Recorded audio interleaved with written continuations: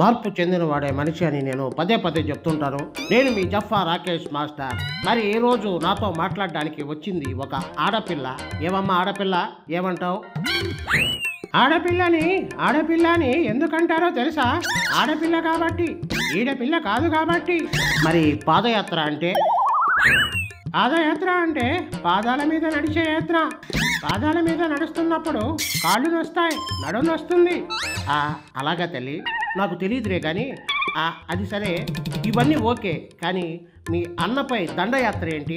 అన్నపై దండయాత్ర ఎందుకు అని అంటే, ఆడపిల్లనైన నన్ను తన అవసరం కోసం పాదయాత్ర చేయించుకొని పదవి వచ్చిన తర్వాత నన్ను పక్కన పెట్టేసిన పాపాత్ముడు మా జలగన్న. అవును, అందరూ జలగన్న అంటుంటారు. అసలు జలగన్న అంటే అర్థం ఏంటి? అర్థం అంటే ఏముంది, అడ్డం వచ్చిన ప్రతిదాన్ని పీల్చి పిప్పి చేస్తాడు జలగలాగా. ఆఖరికి సొంత తల్లి చెల్లి ఆస్తులు కూడా వదిలిపెట్టాడు. అలా అంటావేంటి తల్లి? బటన్ల మీద బటన్లు నొక్కి తాను అధికారంలో ఉన్నప్పుడు జనాలకి డబ్బులు విరజిమ్మాడు అని చెప్తుంటాడుగా. ఆయన జేబులో నుంచి తీసిచ్చాడా ఒక్క రూపాయి అయినా? ప్రభుత్వ సొమ్మేగా ఇష్టారాజ్యంగా వాడుకున్నది. వాళ్ళు నొక్కింది బటన్లు నొక్కింది. ఇవన్నీ కాదు, పెళ్లి మీద ప్రేమ ఉంటే నాకు రావాల్సిన వాటాని, తమ్ముంటే ఒకే ఒక బటన్ నొక్కమనండి. అంటే నొక్కుతాడేమో రా బిడ్డ.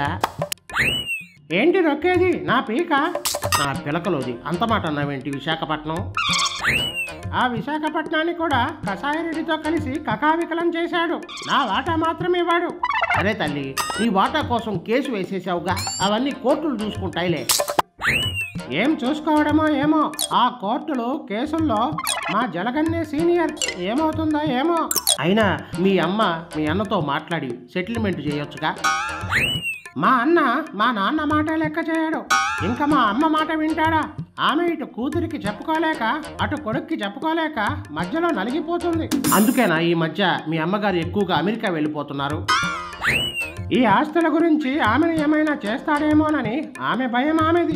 మరి ఏం చేద్దాం అనుకుంటున్నావు? ఎలాగైనా రాజకీయాల్లో ఎదిగి సీఎం అయ్యి అధికారంతో అప్పుడు నా వాటా నేను సంపాదించుకుంటాను. అప్పటి వరకు నా ఈ దొంగనా అన్న నన్ను ఇలా ఏడిపిస్తూనే ఉంటాడు. ఏదో ఉద్ధరిద్దామని తెలంగాణలో ఫస్ట్ అడుగు పెట్టావు, ఇక్కడ తుస్సుమన్నాక ఆంధ్రాలోకి ఎగిరిపోయావు. పోనీ వెళ్ళిన దానికి వెళ్ళావు. బాబు పార్టీలో అయినా చేరావా అంటే పాతాళానికి పడిపోయిన పార్టీలో చేరి ఉన్న కాస్త పరువు కూడా పోగొట్టుకున్నావు. ఇంకెప్పుడవుతావు నువ్వు సీఎం? చిత్తూరు వచ్చే ఎన్నికల్లో మా అన్నకి పోటీగా నిలుస్తా. ఎలాగైనా అన్నను ఓడించి ముఖ్యమంత్రిని అవుతా. ఇప్పుడు అక్కడ ఉన్న కూటమి ప్రభుత్వం ఎంత బలంగా ఉందో ప్రజలందరికీ తెలుసు. మీ అన్నకే దిక్కులేదురా బాబు అంటే మళ్ళీ నువ్వు మీ అన్నకి పోటీగా నిలుస్తానంటున్నావు. మతుండే మాట్లాడుతున్నావా? మాదాపూర్ అంటే ఆ పేరు ఎలా వచ్చిందో తెలుసా? అది ఎక్కడుందో తెలుసా? ఇదిగో ఇవే ఇలా పిచ్చి వాగుడు వాగే పబ్లిక్ దృష్టిలో కామెడీ పీస్ అయ్యావు.